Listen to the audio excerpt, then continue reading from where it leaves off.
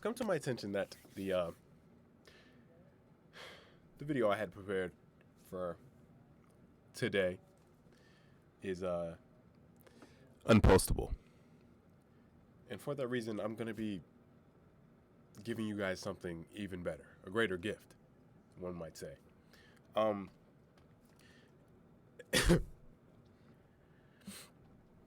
and I think I should talk about adopting a new positive mindset or something like that.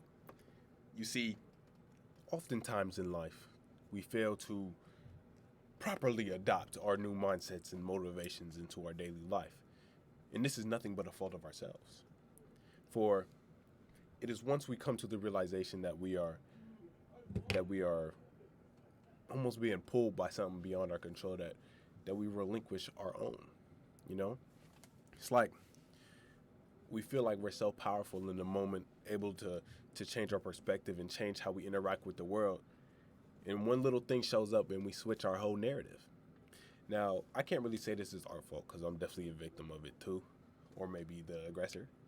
But I feel like it's not even a time issue. It's just a consciousness issue. We need to consciously be getting back at the mindset. Be trying to adopt it over and over again until we finally get with it and stick with it. Because I feel like even if we blame time, like we didn't take the time to properly adjust to the mindset or something like that, it's still gonna have that impact. It's gonna fail to finally get engraved into your body. So what I feel like we need to is to be consciously aware. And that goes with things like time too, because I feel like oftentimes we feel like we're being dragged along because we're not intentional with our time. Like when you're doing homework or something, you half the time you're on your phone. And that's part of the reason why it feels like you're doing such a chore. And we also need to realize that like going on social media and on your phone isn't a break from doing your homework. It's just another distraction. It's basically like doing work itself. You're giving yourself the same type of stimulus and it's just going to keep compounding upon itself and you won't be able to function properly. Now, what I think we should do more is get outside. I mean, I know it's getting a little colder in my area. However, I believe that sometimes we need to take steps outside, take that walk and do that exercise, sit alone with yourself for a little bit because it's not solitude that we fear. It's who we are in solitude that we fear. It's the realization that who we are externally is not the same as who we are internally that breeds most of our issues. And it's our association with this ego, this self that's kind of doing all that.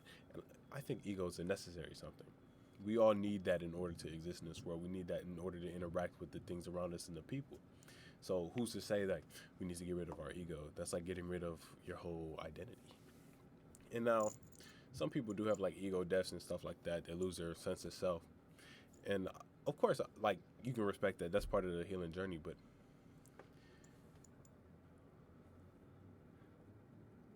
all of that comes with being conscious of who you are. And I feel like college has helped me do that a lot, considering um, when I first came here, I thought I was like on a whole different, I thought I was really aware of myself, how I felt, and then who I was as a person. But I feel like once you're in the blanket of like your parents and you're in a stable environment, it's kind of hard to really grow. And since being here, I've been able to like pinpoint what's making me feel certain ways and truly be like somewhat of an observer of my emotions and my thoughts. Now, that's not to say like they don't have an impact on me because they sure do. But it's like knowing what your problem is. And now all you have to do is find out a way to solve it. And I feel like that's a lot better than not knowing where your problem is stemming from. Anyways, back to the topic, which I forgot what it was. But um, we need to be intentional with our time. Like, I've been making schedules for myself. Like, every morning I wake up, 6 a.m., bust out a quick schedule, you know, get a quick schedule rolling out. And that's fine. It works for me personally. Like, I plan out every hour. I even give myself a little bit of free time so I can allocate and do random stuff with my friends and do all that extra stuff. Like, always expect to take more time on tasks that you actually need to do.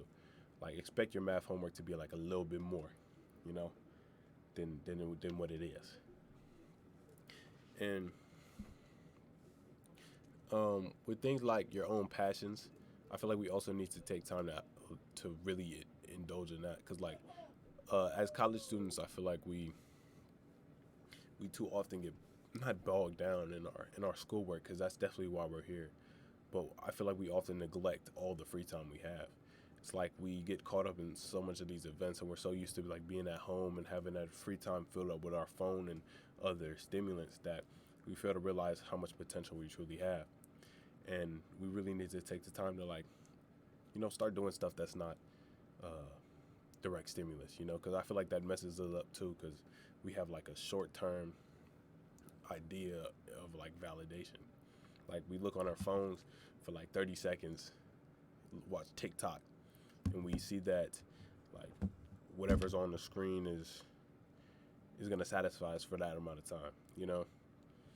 And I feel like we've gotten too much accustomed to short-term gratification, and we need to like step away from that and start investing in some things that take a while to, you know, take a while to achieve, like picking up an instrument or something, doing something to give yourself a little notch, a little niche on your shoulder, just enough to, you know, give yourself that little bit of validation that you think you need in order to grow as a person,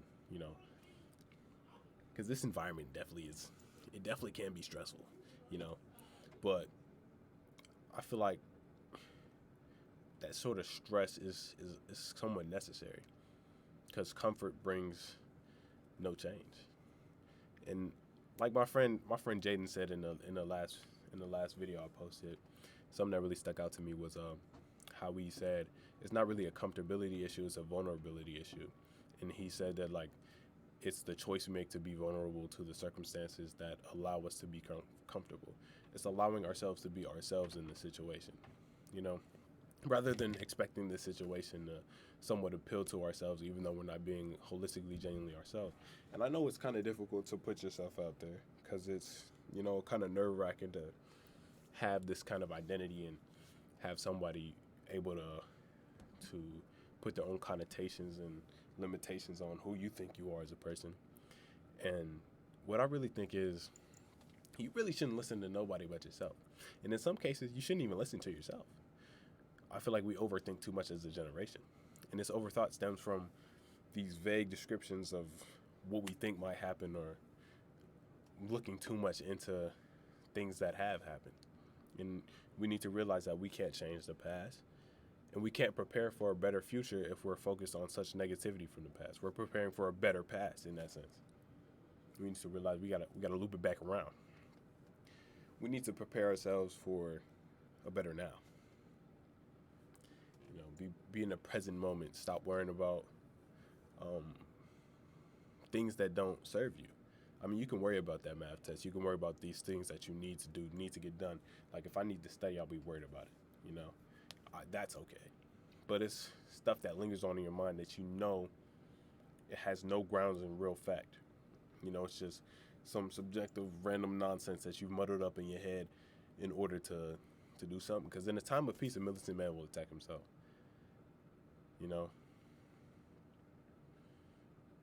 We're not presented with a lot of external stimuli that we can all pinpoint our stress and anxiety into. So we have to push it onto ourselves nowadays.